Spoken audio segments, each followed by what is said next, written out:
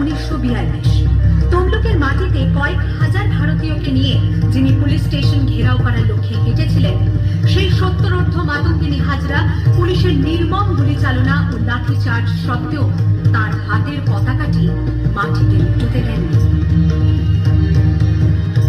আর ঠিক তার পরের বছর 1943-এর 30শে ডিসেম্বর জাপান সরকারের অধীনে থাকা আন্দামান দ্বীপ সেদিন হস্তান্তর করা হলো ইন্ডিয়ান ন্যাশনাল আর্মিকে। পোর্ট ব্লেয়ারের মাঠে তিরঙ্গা পতাকা তুললেন সুভাষচন্দ্র। এটাই স্বাধীন ভারতের মাটিতে প্রথম তেরঙ্গা ঝান্ডা। আইএনএর commander in chief Subhashchandra Bose হলেন ভারত, যাকে স্বীকৃতি দিয়েছিল 18টি দেশ।